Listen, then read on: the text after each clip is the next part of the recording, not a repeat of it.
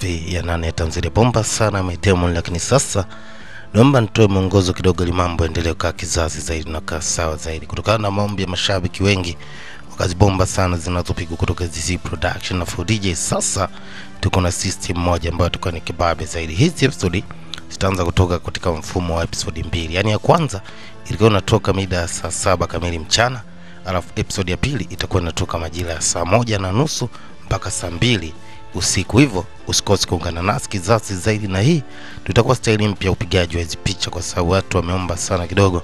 At least tunatoa vipande viwili kwa siku. Sasa tutatoa katika mtiririko sahihi ambao umeombwa na wadau. Hivyo akisha saa 7 utakuwa unaweza unapata episode ya kwanza, lakini pia inapofika mida saa 12:30 saa 1 hadi saa 1:30 hapo utakuwa unapata bahati ya kuipata episode ya pili. Hivyo tutaenda kizazi zaidi. Hebu tusonge kabisa na tamthilia yetu bomba sana hapa ya Diamond katika episode safi sana ya 8, na hapa ni pale ambapo tuliishia. Tukumbuka inapigwa live kutoka ZC Production Jumba Butani, au sio?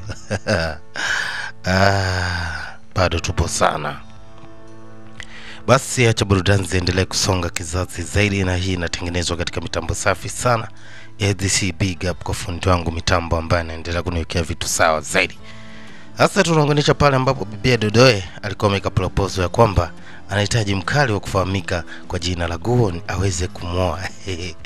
Bibi alitoa pete tu, ishara ya kwamba mtaalamu ingekuwa nafasi nzuri sana ya kuweza kumwoa nasi wale maskali, na watu waliokuwa katika eneo la msiba walikuwa ni watu ambao wameshangaa sana kwa kitendo tu ambacho Bibi amekifanya baada ya kuambiwa yeye ndo CEO wa kampuni. Hivyo anahitaji mkali aweze kumwoa, yani afunge na pingu za maisha, lakini kwamba mkali alimkataa tu na kumtolea nje. Sasa Bibi akiwa anaondoka, mkali anamfuata kwa nyuma, anamwambia kwa nini unanifuata? Anamwambia nipo kwa ajili ya kufanya kazi yangu ya kulinda tu, kwa hiyo mengine sio biashara zangu. Hii inamfanya kichaa mmoja kule pembeni ashangae sana kile ambacho kinaendelea. Kumbuka mzigo safi sana unaitwa Diamond ya The Chosen, ndio imepigwa kizazi zaidi. Basi ni kwa vile vimapacha viwili ambavyo vilileta fujo katika episode iliyopita vilienda kujificha katika eneo la kabati, na sasa hapa anafika kaka mtu katika ile eneo akiwa na mke wake pamoja na mdogo wake. Anasema, kaka, ni nini ambacho utafanya? Anasema cha kufanya hatuna, kwa sababu nafasi imeshatengenezwa na hivyo imeshatolewa. Hapa kalikuwa ni kamzozo zaidi. Sasa bidada kucheki chini, si ndio anavikuta vile vimapacha vile, hivyo anza kukimbizana navyo. Sasa ilikuwa ni kwa upande kwa kaka mkubwa akiwa na mke wake. Hapa Rajabu kutupa habari kidogo ya miaka mingi sana nyuma. Ni miaka 12 ambayo ilikuwa imepita. Ni kipindi ambacho Madam Juu aliweza kumpokonya bwana mdogo nafasi ya kukontrol kampuni kutokana na kile ambacho kilikuwa ni kinaonekana kwamba ni ulevi na uchezaji wa mali. Hivyo tangia siku hiyo bwana mkubwa aliamini ya kwamba nafasi ya kupata kile ambacho kilikuwa ni kama haki yake kama mtoto wa kwanza kiliweza kupotea tu. Sasa ni kwa nini kiliweza kupotea? Na hii inatushangaza sana, kwani pande wapita wakutana na bwana mdogo sasa yule crazy mwenyewe, huku anavuta mufe tu na analiangalia sana ile eneo. Tujui kwa nini analiangalia sana ile eneo, lakini sasa kwa saizi ni kwamba kila mtu ameshachanganyikiwa, kwa sababu pamoja na kufanya jitihada zao za tofauti kupata mali, hivyo mali zimeenda kwa bibi. Ni kamzozo zaidi. Sasa upande wa pili kwenye gari huko alikuwa ni kamzozo zaidi. Wanamwambia bibi alikuwa anamkasirikia sana mkali kwa kile ambacho amekifanya, ni kama kumwaibisha tu, lakini mkali anamwambia tu kwamba mimi niko kwa ajili ya kulinda wewe, na hivyo niko kwa ajili ya kuhakikisha narejesha kile ambacho ni kitu muhimu kilichosalia katika mkono wako. Kwa hiyo masuala ya mahusiano hawezi kuwa bera sana kwa upande wangu. Basi wakiwa wanasonga na safari tarabintibu, bibi kutokana na makasiriko aliomba mkali japo awashe sound ya muziki ili watu wapate burudani, lakini kila nyimbo ambayo ilikuwa inapigwa hapa ilikuwa ni nyimbo inagusia masuala ya ndoa tu. Hivyo ilikuwa inazidi kumkasirisha bibi sana. Anachofanya ni kumwambia mkali, wewe bwana, jaribu badilisha hiyo, usiweke hiyo. Mwamba yeye hajali, anaendelea kuziplay tu, kwa sababu ilikuwa ni ombi la bibi kwamba apate muziki zaidi, lakini nyimbo zenyewe zilikuwa ni nyimbo ambazo zinagusia masuala ya mahusiano. Hivyo ilikuwa inamuumiza sana bibi. Lakini bibi baada ya kufikishwa katika eneo la nyumba yake, kuna basha aliweza kuidondoka, na hapa mkali wa kufahamika kwa jina la Guon alikuwa anahitaji kumpelekea bibi basha. Sasa bibi afika huko ndani, anaongea peke yake tu na anajiona ni kama mtu ambaye amepoteza nafasi ya kupendwa katika dunia. Mkali sasa ameita basha, anasikilizia, anakuta mtu anaongea peke yake, anajaribu kubonyeza ili aweze kufungua mlango, lakini anakuta huyu mama amechanganyikiwa. Hebu nijaribu kutafuta nafasi ya kucheza mbele. Mzee mwenyewe ni kama kichwa maji tu, Guon.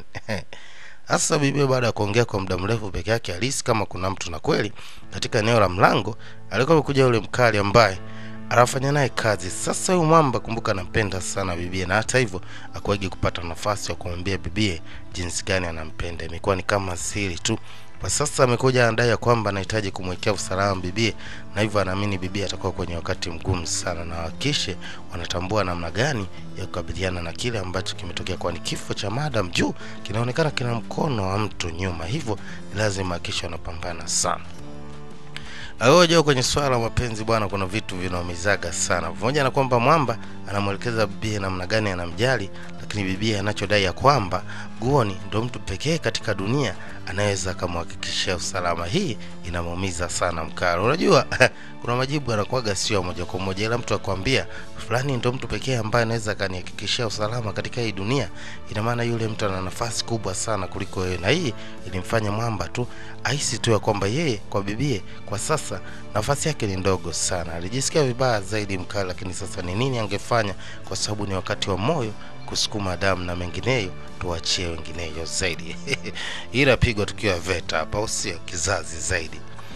Basi moja kwa moja upande wa pili kwa mkali. Baada ya kurejea katika jumba lao lile, alifika na kukutana na mkali, na huyo mkali ni kama tu secretary wake, yani mwanae wa kazi ambaye wanapiga harakati fulani za kuhakikisha mambo yanakaa zaidi kizazi. Hapa anampa mbali juu ya kila ambacho kilitokea katika eneo la shughuli kule.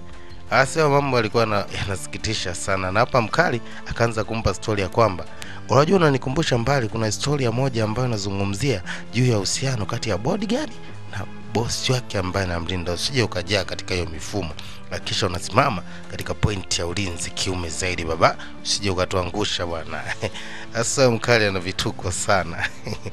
Jina lake ndakupa hapo mbele, kwa saizi hebu tulihifadhi kwanza kwa sababu za kiusalama, usio. Anasema basi upande wa pili kwa mkali alikuwa amehitaji kuchili tu ni taratibu. Anasema leo tahitaji kulala hapa kwa ajili ya kukulinda na kuheshia amani. Lakini yeye anasema unajua mimi nayo ni watu ambao tuko katika jinsia mbili tofauti, afu sidhani kama kuna umuhimu sana kuendelea kusalia katika ile eneo.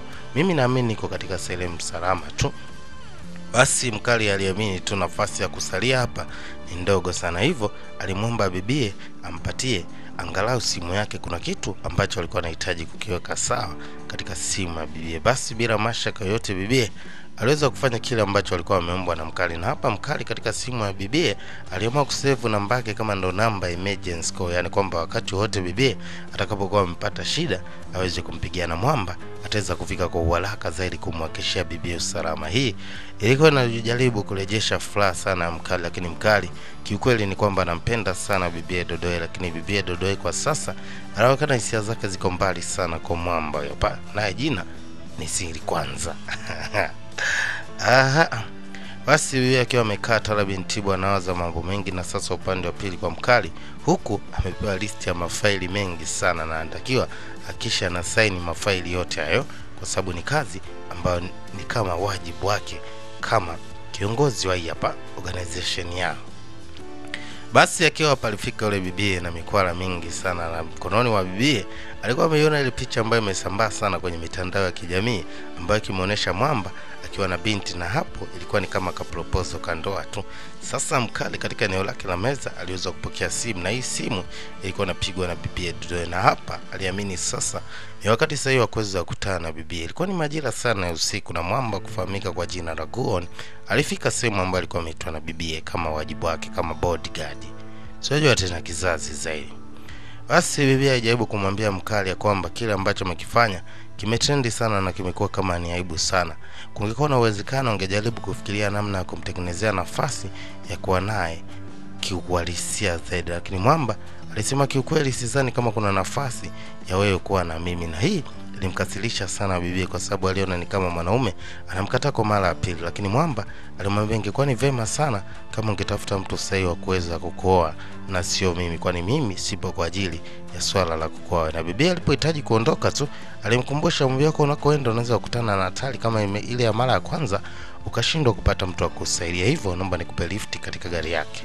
Basi mwanaume alimchukua bibi, na hapo bibi alikuwa ni mtu ambaye anaongea peke yake tu njia nzima kutokana na msongo wa mawazo, na najisi ni mtu ambaye hawezi kupendwa, na hivyo inamuumiza sana. Wakiwa katika eneo la barabara kwenye traffic light, kuna mtu mmoja nyuma alikuwa analeta fujo zaidi, hivyo wanaume walitumia ile nguvu kwa kumtuliza mwamba huko nyuma kitaalamu zaidi.